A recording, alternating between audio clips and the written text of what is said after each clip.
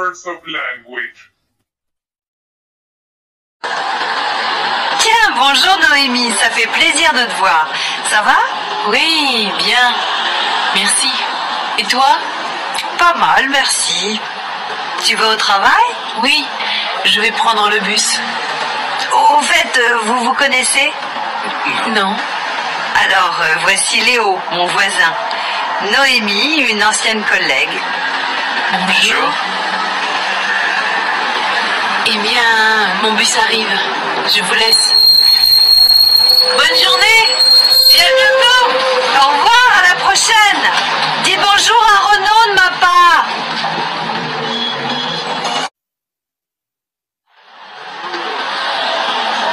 Je vais voir un spectacle de cabaret ce soir, ça t'intéresse? Oui, j'aime bien sortir. Aller au spectacle. Moi aussi. Mais je n'aime pas beaucoup aller au cinéma, je déteste faire la queue devant le cinéma. Je préfère le théâtre. Moi aussi, j'adore le théâtre. En fait, je suis passionnée de théâtre, tu sais? Tu aimes la littérature alors? Oui, j'aime beaucoup la littérature. Et tu aimes le cirque? Ah non, j'ai horreur du cirque.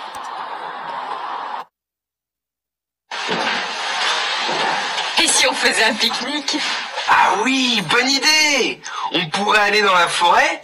C'est magnifique à cette saison. Ah oui, pourquoi pas. Et qu'est-ce qu'on emporte? On pourrait prendre du jambon, du pain, des tomates. Et si on achetait des gâteaux pour le dessert? Oui, je propose qu'on s'arrête à la pâtisserie. Et qu'est-ce que tu dirais d'une petite bouteille de rosé pour accompagner tout ça? Oh, bonne idée. N'oublions pas les verres et les assiettes en carton. On va mettre tout ça dans le sac à dos. Voilà, je cherche une jeune fille pour garder mes enfants, un bébé de 5 mois et une petite fille de 4 ans. Vous vous êtes déjà occupé d'enfants? Oui, bien sûr. Je me suis beaucoup occupée d'enfants. D'abord, j'ai 2 petits frères et une petite sœur, donc j'ai l'habitude. J'ai beaucoup aidé ma mère. Vous avez aussi travaillé pour d'autres familles? Oui, j'ai fait du babysitting pour une famille allemande. Il y avait 3 enfants de 9 mois, 3 ans et 5 ans et demi. Vous avez donc l'habitude des bébés? Oh oui, bien sûr. Je sais changer les couches et donner un biberon. Et puis, je connais bien les enfants. Vous êtes libre à quel moment? Je suis libre tous les soirs, sauf le jeudi soir, parce que j'ai un cours. Je suis disponible aussi le week-end, si vous me prévenez quelques jours à l'avance. Alors, de quoi avons-nous besoin? Alors, il nous faut 2 ordinateurs portables, une photocopieuse et un fax. C'est le minimum. Tu as besoin d'un téléphone mobile? Oh, quelle question, bien sûr. Tu me vois sans téléphone mobile? Il faut aussi que nous demandions une connexion Internet à haut débit. Je passe mes journées à consulter le net. Ouais, il faut aussi créer un site Internet. Tu as raison. Il faut que je téléphone à Bruno, il a promis de nous aider.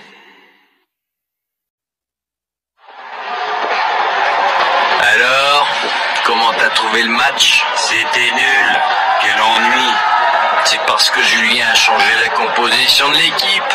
C'est une véritable catastrophe. C'est vrai, ils perdent toujours, ils sont mous, passifs. Ben, en plus, ils font beaucoup de fautes. 2 cartons jaunes et un carton rouge dans la même soirée. C'est beaucoup. Et t'as vu quand Renaud a raté la remise en jeu? J'en suis encore malade. Ils n'ont même pas marqué un but. 3-0. Puisqu'ils sont si mauvais, je vais arrêter d'aller voir leur match.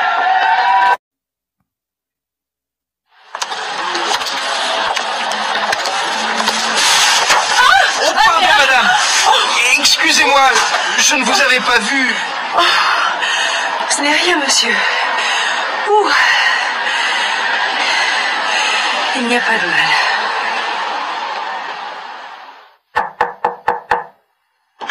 Je suis désolé d'être en retard. J'avais oublié la réunion. Ce n'est pas grave. Nous n'avons pas encore commencé.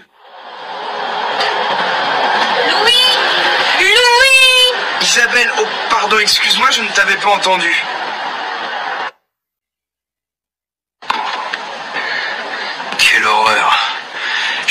mal joué, c'était terrible. Mais non, tu as bien joué. Ton adversaire était plus en forme que toi, c'est tout. Mais je suis un mauvais joueur, je vais arrêter. C'est la deuxième fois que je suis battu en un mois. Mais non, t'es fou. Tu es un bon joueur. Tu n'as pas eu de chance aujourd'hui, c'est tout.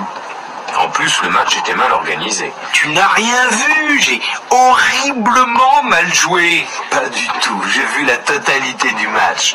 Tu n'étais pas très en forme, c'est vrai, mais c'est pas grave. Tu vas gagner la prochaine compétition. C'est pas un drame. Ça fait partie du sport, non?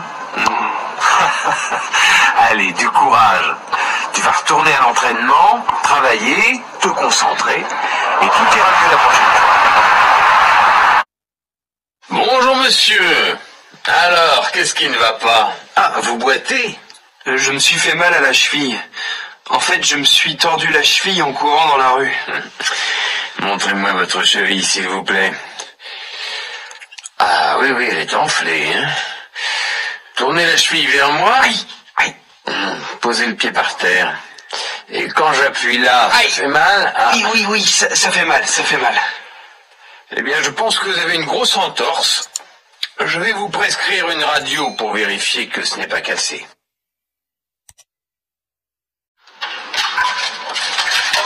Qu'est-ce que tu penses de ce projet?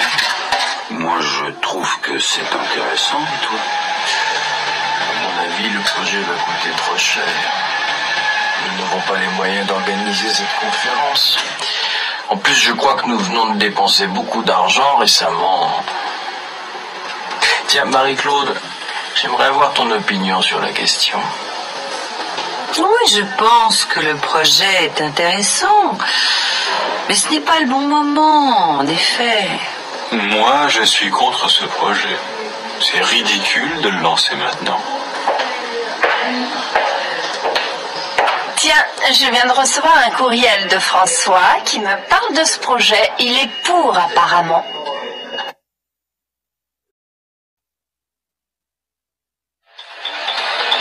Bonjour madame, je voudrais quelque chose pour la digestion, s'il vous plaît. Oui, monsieur. C'est pour vous ou pour un enfant? C'est pour moi. J'ai mangé quelque chose que je n'ai pas digéré. Vous avez de la fièvre? Non, je ne crois pas. Voilà, je vais vous donner ceci. Vous prenez 2 comprimés 2 fois par jour. Je voudrais aussi quelque chose pour le rhume, pour un enfant de 6 ans. Il tousse? Oui, et il a mal à la gorge. Alors je vais vous donner un sirop qui est très efficace. Vous lui donnerez une cuillerée à soupe de sirop 4 fois par jour.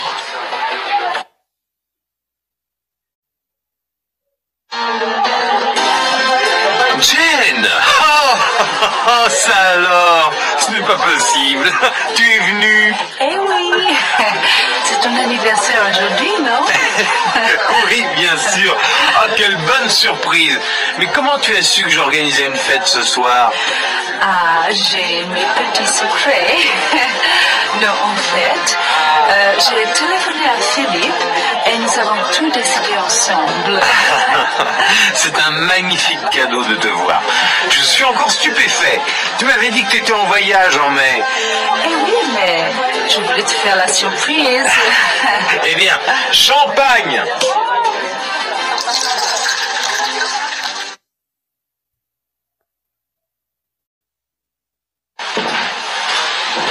Et si on faisait un pique-nique? Ah oui, bonne idée. On pourrait aller dans la forêt. C'est magnifique à cette saison. Ah oui, pourquoi pas.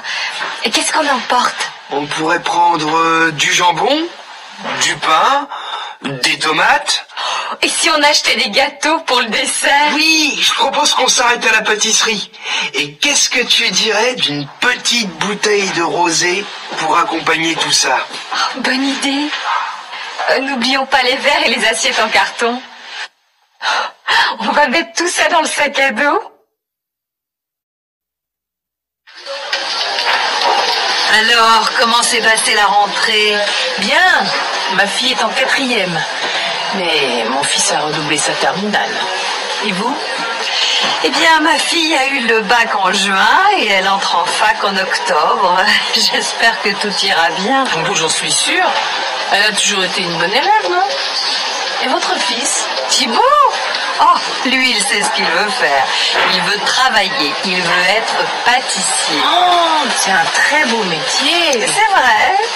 Et ce qui est certain, c'est qu'il trouvera facilement du travail dans ce domaine. Bonjour, nous sommes les nouveaux locataires du 5e étage et nous organisons un apéritif vendredi soir pour connaître nos voisins. Vous êtes libre? Oui, c'est une bonne idée de faire ça. C'est gentil de nous inviter, je viendrai avec plaisir. Est-ce que je peux apporter quelque chose? Non, merci, ce sera très simple, vous savez. Et vous, monsieur, vous pourrez venir? Je suis vraiment désolé, je ne serai pas là vendredi. C'est dommage parce que votre invitation est très gentille. Une autre fois, j'espère. Est-ce que vous pouvez me donner votre emploi du temps de lundi dernier? Je ne me rappelle pas bien. Je suis resté à la maison, je crois. Vous n'êtes pas sorti? Ah, si. Je suis sorti quelques minutes pour faire une course. À quelle heure précisément? Dans l'après-midi, probablement vers 5h30. Vous avez parlé à quelqu'un? Non, je ne crois pas. Vous avez entendu du bruit dans l'appartement d'à côté? Il me semble que j'ai entendu parler fort, peut-être même crier. Vous n'avez pas bougé? Vous n'avez pas téléphoné à la police? Non, je croyais que c'était juste une dispute.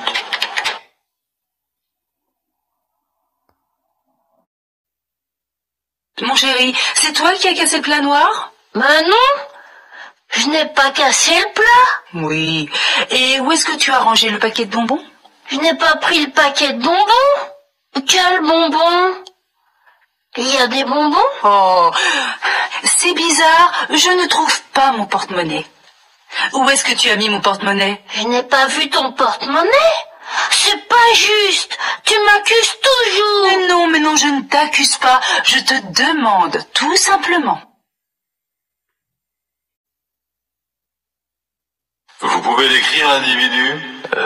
Il était assez grand, brun, il portait un anorak bleu foncé, il marchait d'une manière un peu bizarre. Il portait des lunettes? Non. Quand je l'ai vu entrer dans l'immeuble, il portait pas de lunettes. Mais quand il est sorti, il portait des lunettes de soleil. C'est bizarre. Vous lui avez parlé? Oui, un tout petit peu. Quand il est arrivé, il m'a demandé à quel étage habitait Madame Rabot. C'est tout. Il avait un accent particulier? Non, j'ai rien remarqué de spécial.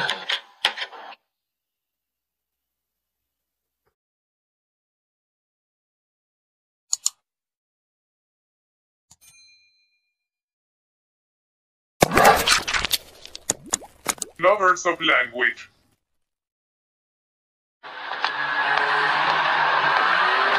Tiens, Alexandre, bonjour.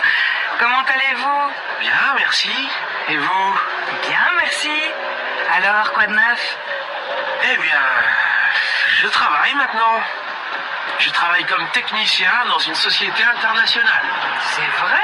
Ça, c'est une bonne nouvelle. Et vous êtes content de votre travail? Oui, j'aime bien mon travail, c'est intéressant. Si c'est une société internationale, vous parlez l'anglais alors? Oui, bien sûr, je parle l'anglais, c'est indispensable maintenant. Vous travaillez beaucoup? Ah oui, je travaille énormément. Excellente nouvelle, ça change un peu, hein? Dites-moi, qu'est-ce que vous aimez dans votre travail? J'adore l'aspect technique. Je répare des ordinateurs, je cherche des solutions techniques, je programme des logiciels. Vous aimez vraiment l'informatique, vous? Moi, je déteste ça. Et vous travaillez loin d'ici? Vous commencez tôt le matin? Non, je ne travaille pas loin d'ici. Je commence à 9h, comme tout le monde. C'est un horaire raisonnable. Vous ne déjeunez pas chez vous, je suppose? Non, je déjeune à la cantine avec mes collègues. Qu'est-ce que vous mangez là-bas? C'est bon? Oh, je mange simplement. Un steak, un poisson. Oui, c'est assez bon. Au fait, est-ce que vous jouez toujours au basket? Oui, je joue au basket tous les samedis. Et je continue à faire du jogging. Et vous habitez toujours dans le quartier? Non, je n'habite plus ici. Maintenant, j'habite dans le nouveau quartier de la colline. Mais je travaille toujours ici. Bon, eh bien, au revoir, à la prochaine fois. Au revoir, Alexandre. Bonne continuation.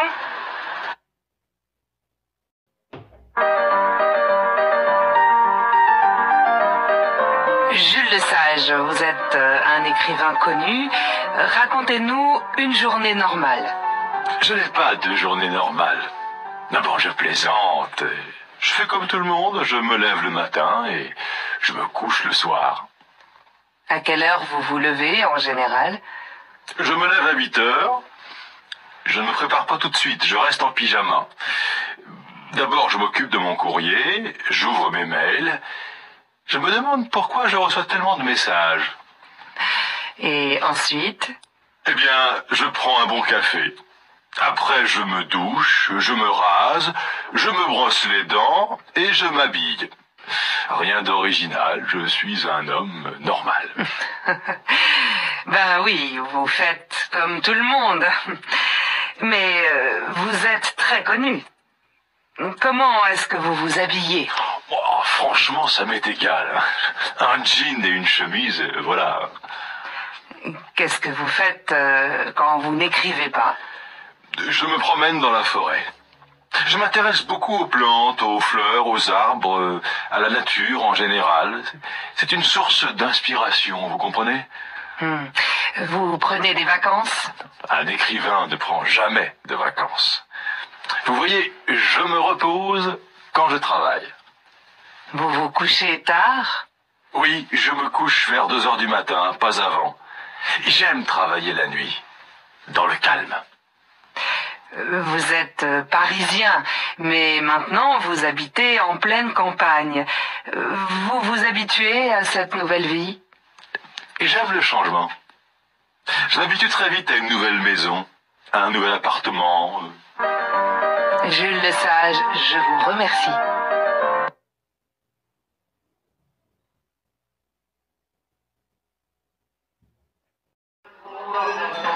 Dis-moi, tu connais bien la géographie? Oui, assez bien. Tu connais une ville qui s'appelle Łódź? Je ne sais pas comment on prononce. Mais oui, bien sûr, c'est en Pologne. Mais les Polonais ne prononcent pas comme ça. Tu sais où c'est exactement? Je ne connais pas cette ville. Mais si, c'est la ville du cinéma polonais. Tous les grands cinéastes polonais ont travaillé à Łódź. Polanski, par exemple, ou Wajda. C'est qui, Polanski? Tu ne connais pas Polanski? C'est un très grand cinéaste d'origine polonaise. Tu ne sais rien, ma parole. Mais si, je ne connais pas le cinéma, c'est tout. Je connais les langues étrangères. À mon tour. Tu sais comment on dit être en finnois? Non, je ne sais pas, je ne parle pas finnois. Tu ne sais rien, ma parole. Moi, je sais. Ça se dit olla. C'est impressionnant. Tu connais beaucoup de langues? Oh oui, je connais le finnois, l'allemand, l'espagnol, l'italien. Et toi, quel pays est-ce que tu connais? Je connais... Si je comprends bien, tu parles plusieurs langues, mais tu ne connais pas beaucoup de pays. Tu vois, moi, c'est le contraire. Par exemple, je connais bien la Pologne, mais je ne sais pas prononcer le nom de cette ville polonaise. Je connais bien la géographie parce que je voyage beaucoup. Je ne sais pas pourquoi je ne parle pas bien les langues étrangères. Moi, je sais pourquoi. C'est parce que tu n'as pas de bon prof. C'est peut-être vrai. Justement, tu connais un bon professeur d'anglais? Oui, je connais un bon professeur.